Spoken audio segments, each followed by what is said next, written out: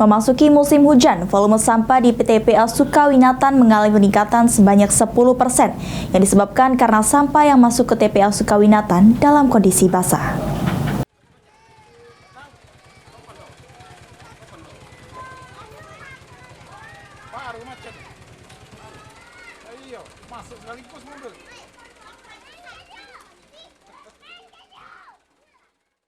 Memasuki musim hujan, volume sampah di tempat pembuangan akhir TPA Sukawinatan mengalami peningkatan yang disebabkan karena sampah yang masuk ke TPA Sukawinatan dalam kondisi basah.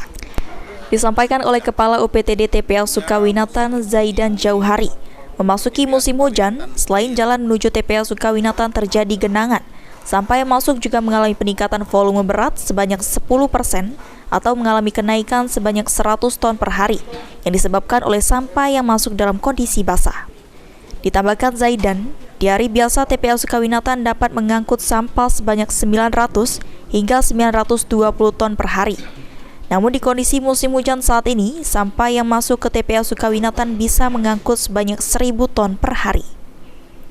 Memasuki musim hujan seperti ini, kondisi TPA Sukawinatan seperti apa?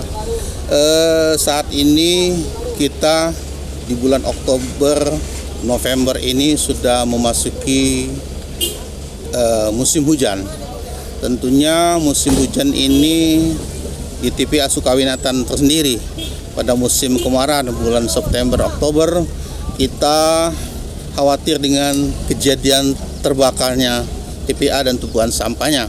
Tetapi di bulan November ini permasalahan kita curah hujan yang tinggi sehingga kondisi khususnya jalan-jalan memasuki areal TPA, lingkungan TPA tentunya terjadi penumpukan air karena kondisi hujan dan memang sampah-sampah yang dibawa oleh kendaraan itu posisi dalam kondisi yang basah sehingga air itu berceceran ke jalan-jalan menuju titik lingkungan TPA.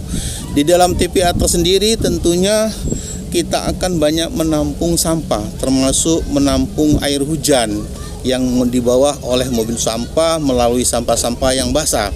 Sehingga volume sampah yang masuk ke TPA Sukawinatan ini dari volume tidak terlalu signifikan jumlahnya, tetapi dari berat itu terjadi peningkatan dan hampir 1.000 ton per hari untuk jumlah sampah yang beratnya bertambah akibat curah hujan karena sampahnya kondisi dan basah.